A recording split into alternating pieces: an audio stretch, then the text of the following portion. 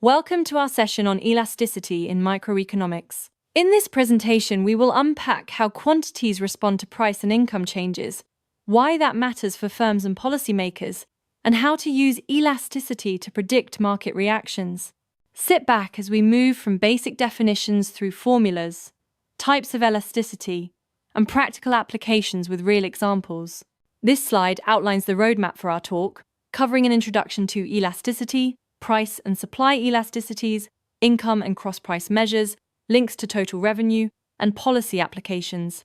We will also walk through determinants, calculations, and case studies so you can connect theory to real market decisions and regulation examples as we progress. Elasticity is essentially about responsiveness, and the image of a stretched band helps illustrate that idea. Small changes can produce big or small responses. We often express elasticity as a ratio, measuring proportional change in quantity relative to a driving factor like price. That ratio then becomes a practical tool for analyzing consumer behavior and predicting market dynamics under shocks or policy changes. Elasticity matters because it shapes pricing, strategy, policy impact, and resource allocation, as suggested by the demand curve visual on the right. Firms use elasticity to judge whether price adjustments will raise revenue, while governments rely on it to design taxes or subsidies. Understanding sensitivity helps allocate resources efficiently across goods and industries when incomes or prices shift. There are three core types to keep in mind. Price elasticity, which captures how quantity responds to price. Income elasticity, which measures sensitivity to changes in consumer income. And cross-price elasticity, which shows how the price of one good affects demand for another. Each type reveals different relationships between consumers, producers, and market substitutes or complements. When we calculate price elasticity of demand, we use the percentage change in quantity divided by the percentage change in price, the familiar PED formula. Accurate measurement depends on reliable data about prices and quantities, and the resulting number tells us whether demand is elastic, inelastic, unitary, or at the extremes, which guides pricing and forecasting decisions in practice. Several factors determine demand elasticity, starting with the availability of close substitutes, which makes demand more responsive. The share of a consumer's budget matters as well, since higher cost items tend to show greater sensitivity. Necessities usually exhibit low elasticity, while luxuries are more elastic, and time horizons allow consumers to adjust habits, increasing elasticity over the long run. Interpreting elasticity values is straightforward in concept. Values greater than 1 indicate elastic demand, with strong sensitivity to price, while values less than 1 signal inelastic demand where consumers change quantity very little.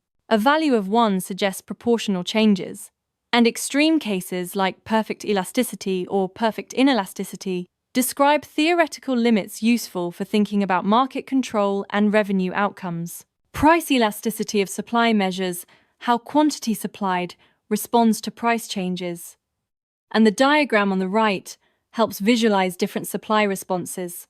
When supply is elastic, small price increases prompt large output rises.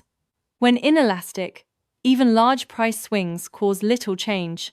Understanding supply elasticity helps producers plan capacity and anticipate market behavior under price fluctuations. Supply elasticity depends on production, flexibility, access to resources, time available to adjust, and spare capacity. Complex production processes lower elasticity because scaling up is costly, while readily available inputs increase responsiveness. Over time, producers can invest and adapt, making supply more elastic in the long run compared with the short term, which is crucial for strategic planning. Timeframes strongly influence elasticity. In the immediate period, supply and demand are usually less responsive because production and consumption habits cannot change instantly. In the short run, firms can adjust labor or utilize existing capacity, creating moderate elasticity, while the long run allows investment and market entry, typically producing the highest elasticity and greater adjustment to demand shocks. Income elasticity of demand looks at how quantity responds to changes in consumer income, and the balanced scale image on the right reminds us that goods shift in importance as incomes change. This elasticity is calculated as the percentage change in quantity demanded divided by the percentage change in income, with positive values indicating normal goods and negative values pointing to inferior goods. Normal goods have positive income elasticity, meaning demand rises as income grows, with examples like organic foods and branded items. Inferior goods show negative income elasticity, where demand falls as consumers can afford better alternatives, such as some low-cost staples. Some products are transitional and can change classification over time or across income groups as preferences and incomes evolve. Elasticity informs consumer behavior patterns, helping explain why higher-income households spend proportionally more on luxury items and how market segmentation works. It also supports economic forecasting by identifying industries likely to expand or contract with income shifts, and it aids policymakers in designing taxes and subsidies targeted at essential or high-elasticity goods to balance revenue and welfare. Cross-price elasticity measures how the quantity demanded of one good responds to price changes in another, and the diagram on the left shows demand shifts and price interactions. We calculate it as the percentage change in quantity of good A divided by the percentage change in price of good B, with positive values signaling substitutes, negative values indicating complements, and near zero suggesting little relationship. Understanding substitutes and complements helps explain competitive and complementary market dynamics. When goods are substitutes, a price rise in one raises demand for the other, as with tea and coffee, while complements like smartphones and apps show negative cross-price elasticity, where higher prices reduce joint consumption. Unrelated or neutral goods show little cross-impact on demand. Cross-price insights directly shape market strategies. Firms adjust pricing relative to competitors to capture substitution effects, choose promotional bundles to boost complementary sales, and use substitute knowledge for positioning and market entry. The charts on this slide illustrate how shifts in related markets can change equilibrium, so businesses need to factor cross-elasticities into competitive planning.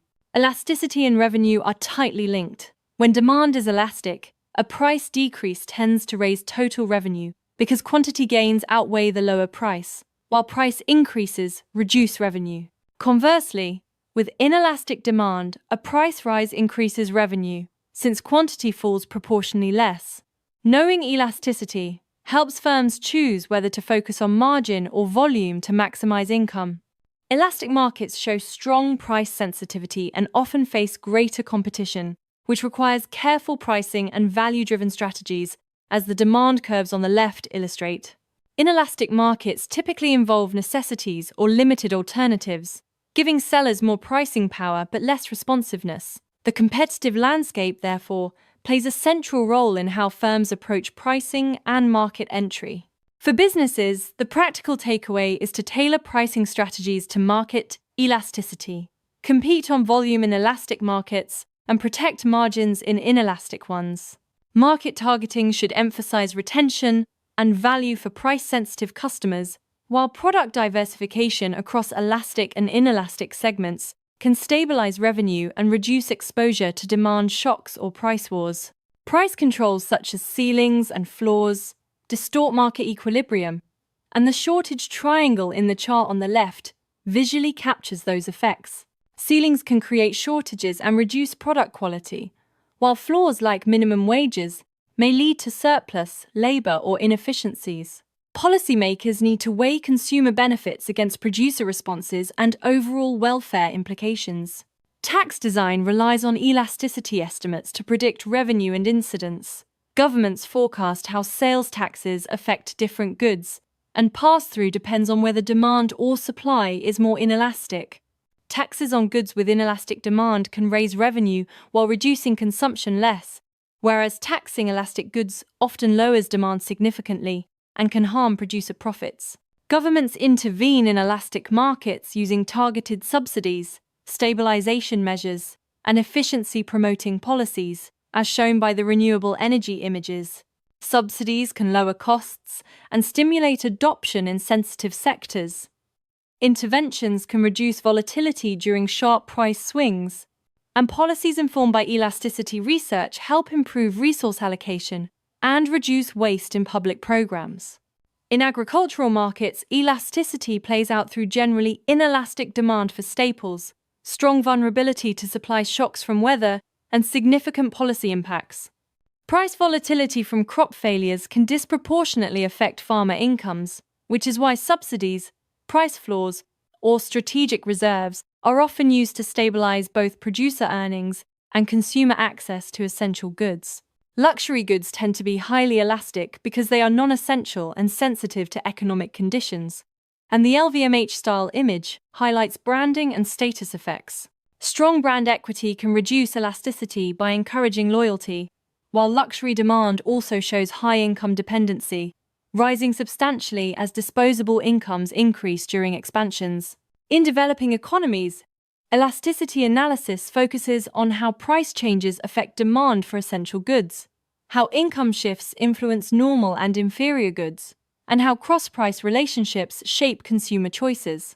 Understanding these elasticities helps design targeted interventions, improve market access, and forecast which sectors will benefit most from income growth or policy changes. Thank you for following this overview of elasticity in microeconomics. I hope the examples and visuals helped clarify how responsiveness to price and income shapes market outcomes and policy choices, and that you now feel better equipped to apply elasticity concepts when analyzing pricing, regulation, and strategic business decisions.